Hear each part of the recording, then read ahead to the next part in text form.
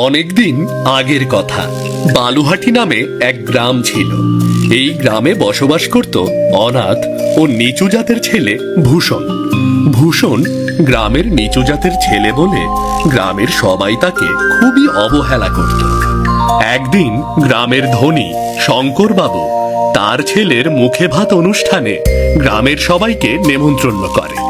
সেখানে ভূষণ আসলে গ্রামের সবাই তাকে বিভিন্নভাবে অপমান করা শুরু করে। দেখো খগেনদা, এই ছোট লোকটাও এখানে এসে হাজির হয়েছে। এখন কি ছোট লোকের সাথে বসে আমাদের খাবার খেতে হবে? এসব কি বলছিস? এর সাথে বসে খাবার খাবো মানে? এই ছোট লোক, তুই এখানে এসেছিস কেন? এসব কি বলছো তোমরা? শঙ্কর বাবু তো গ্রামের সবাইকে নেমন্ত্রণ করেছে। হ্যাঁ, গ্রামের সবাইকে নেমন্তন্ন করেছে বলে কি তোকেও নেমন্তন্ন করেছে? আরে তুই হলি এই গ্রামের একমাত্র নিচু জাতির মানুষ। সবাইকে বললো আর তুই অমনি চলে আসলি। তোর একটু লজ্জা করলো না? এই ভালো চাইলে এখন এখান থেকে বিদায় হ, নয়তো ভালো হবে না বলে দিচ্ছি। ঠিক আছে, যাচ্ছি। রে ভূষণ, কোথায় যাচ্ছিস? চেয়ার তো ফাঁকাই আছে, বসে পড়। বসে পড়বে মানে? এসব কি বলছেন শঙ্কর বাবু? ও হলো নিচু জাতের মানুষ। এই আমরা কেউ সাথে বসে খাবার খাবো? নিচু জাতের হয়েছে বলেই কি ওর সাথে বসে খাওয়ার খাওয়া যাবে না? না, আমরা ওর সাথে বসে খাবার খেতে পারবো না। আর যদি আমাদের জোর করেন তাহলে আমরা না খেয়ে চলে যাব। থাক বাবু, আমার জন্য আর আপনার অনুষ্ঠান নষ্ট করতে হবে না। আমি চলে যাচ্ছি বাবু। কোথায় যাবি? আমি তোর অন্য কোথাও খাওয়ার ব্যবস্থা করছি। আয়, তুই আমার সাথে আয়। বস, তুই এখানেই বস, আমি তোর খাবার দিতে বলছি।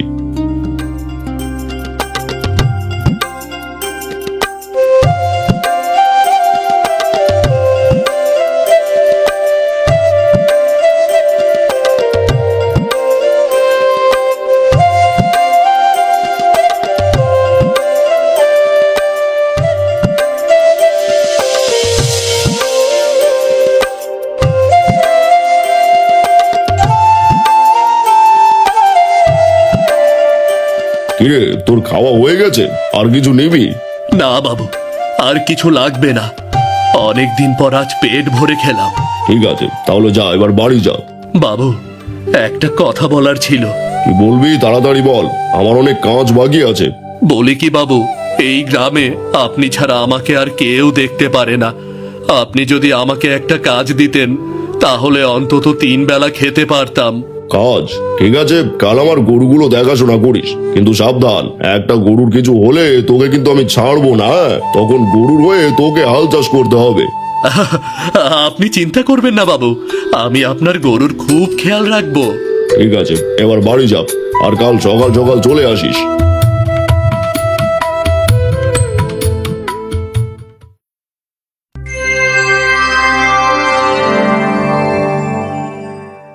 এরপর থেকে ভূষণ প্রতিদিন শঙ্করবাবুর গরুগুলোকে নিয়ে এসে মাঠে খাওয়াতে থাকে। এভাবে কিছুদিন কেটে যায়। একদিন ভূষণ বনের ধারে গরুগুলোকে খাওয়াচ্ছিল। হঠাৎ একটা গরু বনের মধ্যে ঢুকে পড়ে। তখন গরুটাকে ফিরিয়ে আনতে ভূষণও বনের মধ্যে ঢুকে পড়ে। কিন্তু ভূষণ বনের মধ্যে এসে অনেক খুঁজেও কোথাও গরুটাকে দেখতে পায় না। এরপর সে গরু খুঁজতে খুঁজতে বনের আরো গভীরে চলে আসে।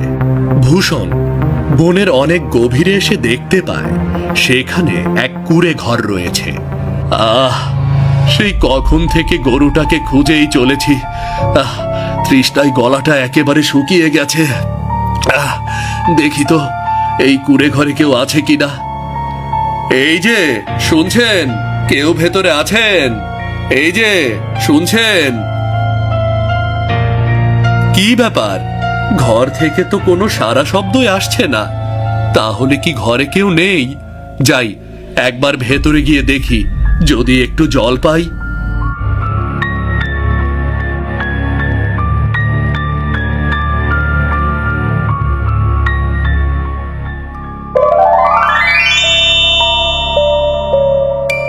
এ আমি কোথায় এলাম? বাইরে দেখে তো কুঁড়ে ঘর মনে হচ্ছিল, হঠাৎ ভেতরে আসতেই সবকিছু পাল্টে গেল কি করে? আর এই দরজাটা এলো কোথা থেকে? আর দরজার ভেতরেই বা কি আছে? এ কি, বাইরে থেকে কুঁড়ে ঘর আর ভেতরে তো পুরো স্বর্গরাজ্য। না না না না, এসেই যখন পড়েছি একবার স্বর্গরাজ্য থেকে ঘুরে আসি।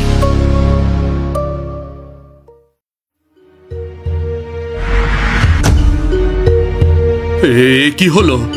বাইরে যাওয়ার দরজা কোথায় গেল? এখন আমি বাইরে যাব কি করে? তাহলে কি আমি এখানে এসে ফেসে গেলাম? না না না না না, আমাকে সেই দরজা খুঁজে বের করতেই হবে।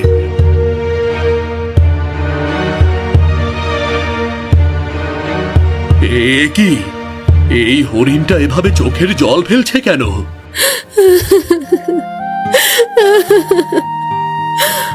আমি আমার জাদুর মুকুট হারিয়ে কান্না করছি, কিন্তু তুমি এই জাদুর রাজ্যে আসলে কি করে? তার মানে আমি ভুল করে জাদুর রাজ্যে ঢুকে পড়েছি। হ্যাঁ, তুমি এখন জাদুর রাজ্যে আছো।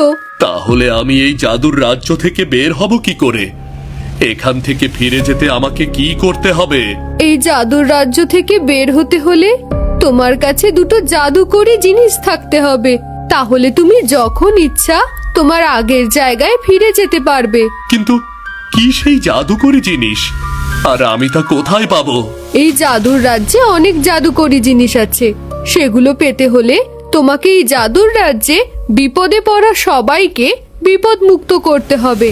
তারা যদি তোমাকে খুশি হয়ে একটি করে জাদুকরি জিনিস দেয়, তাহলে তুমি তোমার জায়গায় ফিরে যেতে পারবে। কিন্তু আমি তো একজন সাধারণ ছেলে, আমি কিভাবে অন্যের সাহায্য করব? উপকার করতে অসাধারণ হতে হয় না, শুধু মন থাকলেই হয়। তুমি যদি আমার হারানো মুকুট খুঁজে এনে দিতে পারো, তাহলে আমি তোমাকে জাদুর নীল রত্ন দেব। কিন্তু তোমার জাদুর মুকুট কোথায় আছে আমি কি করে জানবো?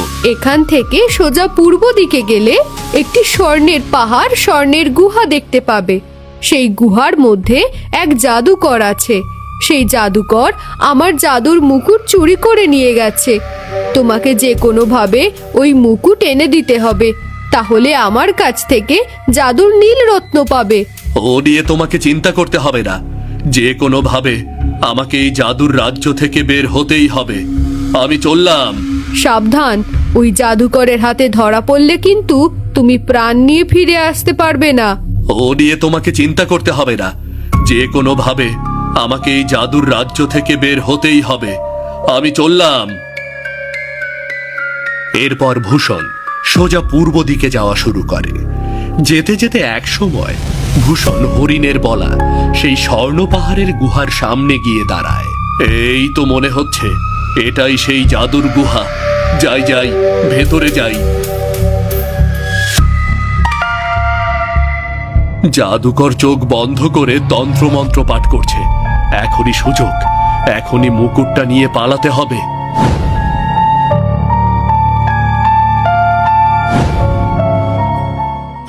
তুমি এসেছো এসেছো তাহলে? হ্যাঁ এসেছি, এই নাও তোমার জাদুর মুকুট।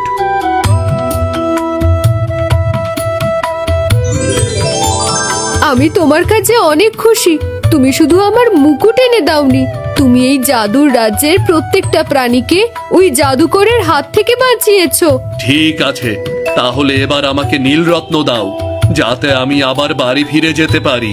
হ্যাঁ, এখনই দিচ্ছি। এটা কোনো সাধারণ রত্ন নয়, এটা জাদুর রত্ন। এই রত্ন দিয়ে তুমি অনেক বড় বড় বিপদের সম্মুখীন হতে পারবে। আর এই রত্ন যদি তোমার শত্রুর কপালে একবার ঠেকাতে পারো, তাহলে সে পাথর হয়ে ধুলোয় মিশে যাবে। ঠিক আছে, তোমার কথা মনে থাকবে। এবার তাহলে আমি চললাম।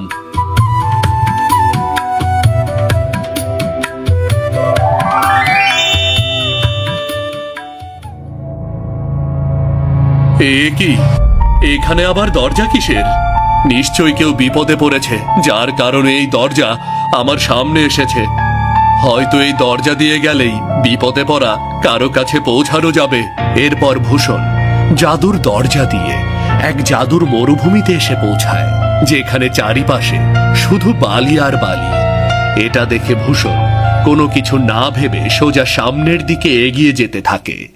এদিকে মরুভূমির মাঝে বসবাস করত এক বামন জাতি, যারা একটা বড় সমস্যার মধ্যে পড়েছিল। কারণ এই মরুভূমিতেই বসবাস করত এক ভয়ঙ্কর দৈত্যকার সাপ।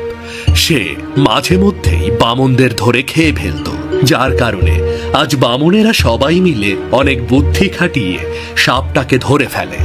কিন্তু তারা সাপটাকে ধরে পড়ে যায় আরো মহাবিপদে, কারণ তারা কোনোভাবেই সাপটাকে কাবু করতে পারছিল না। এমন সময় ভূষণ সেখানে গিয়ে দাঁড়ায়। কি এখানে কি হচ্ছে এসব? এসেছো এসেছো তুমি, এবার আমাদের এই কালনাগের হাত থেকে বাঁচাও, নয়তো এই কালনাগ আমাদের সবাইকে এক এক করে খেয়ে ফেলবে। কিন্তু আমি তো সাধারণ মানুষ, ভুল করে এই জাদুর রাজ্যে ঢুকে পড়েছি। তাছাড়া আমি কি করে ওই দৈত্যাকার সাপের হাত থেকে তোমাদের বাঁচাবো? না, তুমি কোনো সাধারণ মানুষ নও, আর কোনো সাধারণ মানুষ আপনা আপনি থেকে এখানে আসতে পারে না। তুমি আমাদের সাহায্য করবে বলে এখানে এসেছো। এখন যেভাবে পারো এই হিংস্র কালনাগকে শেষ করে দাও। হ্যাঁ হ্যাঁ, আমি এই কাল সাপকে শেষ করতে পারবো।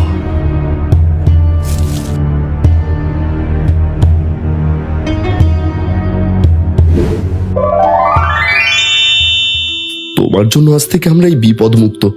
এবার তোমার বিশ্বাস হয়েছে তো? তুমি এমনি এমনি এই জাদুর রাজ্যে আসোনি, এসেছো আমাদের উপকার করতে। হ্যাঁ, বিশ্বাস হয়েছে, কিন্তু আমাকে আমার রাজ্যে ফিরে যেতে হবে। এবার আপনারা আমাকে সাহায্য করুন। হ্যাঁ, তুমি আমাদের সাহায্য করেছো, তোমাকে তো সাহায্য করতেই হবে। এসো, ভেতরে এসো।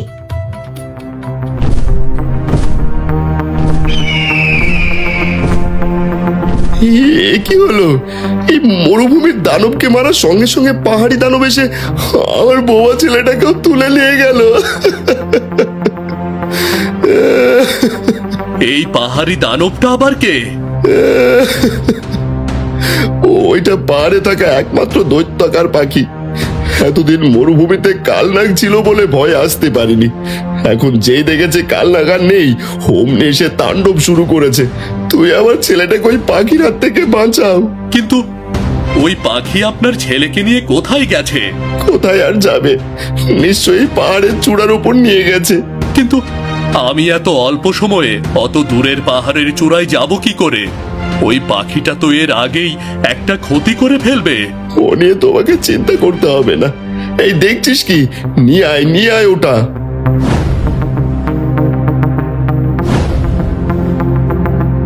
নাও, এটা নাও। এটা কোনো সাধারণ গালিচা না, এটা জাদুর গালিচা। এর উপর উঠে দাঁড়ালে তোমাকে সেই এক মুহূর্তে পাহাড় চূড়ায় নিয়ে যাবে। যাও, যাওয়ার দেরি করো না। হ্যাঁ, আমি এখনই যাচ্ছি।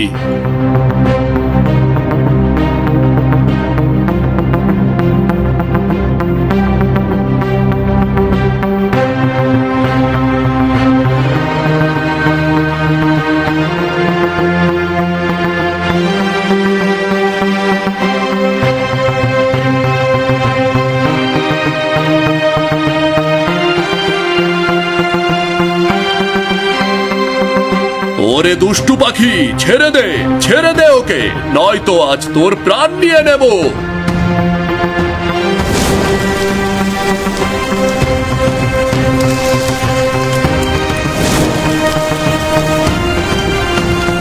বুঝতে পেরেছি, তোকে বাঁচিয়ে রাখলে বামুনেরা নিরাপদে থাকতে পারবে না।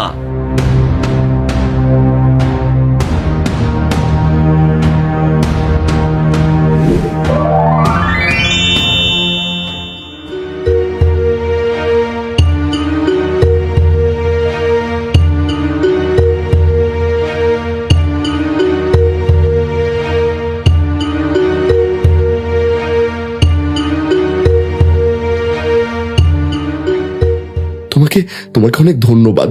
তুমি না আসলে আমি আমার সন্তানকে কখনোই ফিরে পেতাম না। এখন থেকে আপনাদের আর কোনো চিন্তা নেই। আমি ওই পাহাড়ের দানবটাকে শেষ করে দিয়েছি। এবার থেকে আপনারা নিশ্চিন্তে বসবাস করবেন। এবার আপনি আমাকে ফিরে যাওয়ার ব্যবস্থা করে দিন। ঠিক আছে, তুমি ফিরে যেতে চাইলে তোমার নীলরত্ন এই জাদুর গালিচার উপর রাখো, তাহলে তুমি এই জাদুর রাজ্য থেকে বেরিয়ে যাবে।